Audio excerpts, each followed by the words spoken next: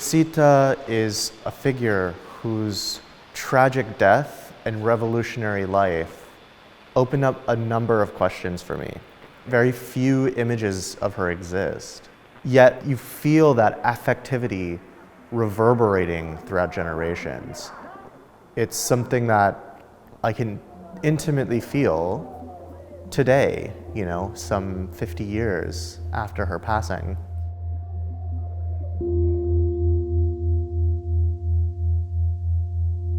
I'm Suneil Sanzgiri. I'm an artist and filmmaker and researcher.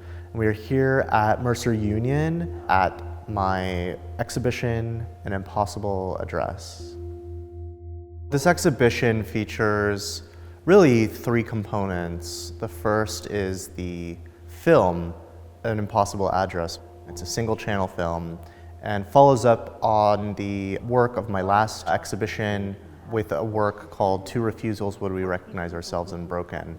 And in many ways, this new film is a continuation of that project and that research that went into the history of the kind of mutual struggle against the Portuguese Empire between India and Africa, and specifically Goa, where my family's from, and Angola. There was no reason at all for Portuguese rule in India, except Salazar's interest in the rich natural resources of Goa. So this new film really dives deep into Sita's story and disappearance.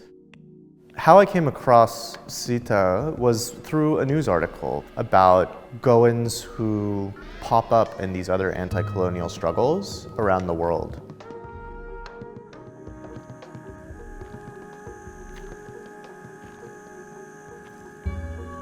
She was a woman of Goan origin who fought for the independence and liberation of Angola. She was born in Angola. She was a doctor. She was a revolutionary. She was a very beloved figure. After the independence of Angola in 1975, Sita started seeing that the revolution and the revolutionary leaders were not living up to the promises that they made the people of Angola, that there were still unbelievably horrid conditions across the rest of the country.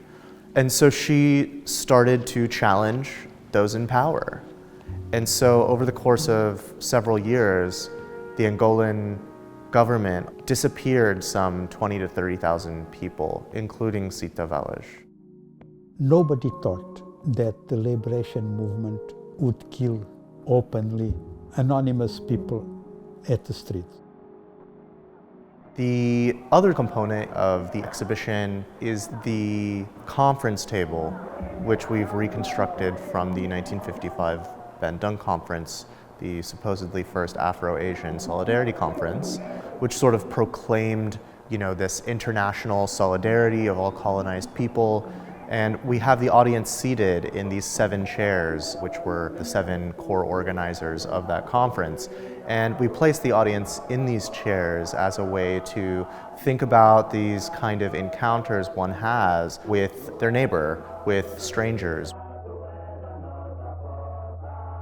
And the final component is these draped fabric pieces, these acoustic felt sound blankets. And so these 29 fabric pieces represent the 29 flags that were present at the Bandung Conference. However, we're thinking about this notion of the emptiness of bearing one's flag. They're both beautiful objects, but they are these phantoms, they are these silent figures that are looming over the exhibition in many ways. We have this kind of animation, which is this very surreal image of all the chairs at the Bandung Conference falling from the sky in this kind of free fall. The terrain in which the animation is placed is actually this desert landscape in Angola, where some people think that Sita might have been disappeared. It's a place where many people were disappeared, where they were abducted and taken into planes and thrown out. I think about this question of burial and unearthing. I bury Sita's image on film, and we see mention of that in the beginning of the work.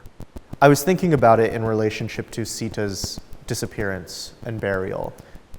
There's no guarantee with working with film that the image that you're seeking to create ends up being the image that results.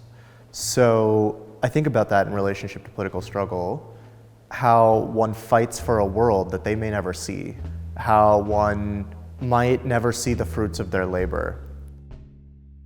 And so I think this film is really trying to understand that notion of the unsayable and the unspeakable in relationship to disappearance and hauntings and this kind of affective fugitivity that Sita's life evokes for me. Quoi dire encore? Mais nous devons parler, car sinon, à ce moment, si nous ne parlons pas, le cœur peut éclater. Nos larmes ne doivent cependant pas noyauter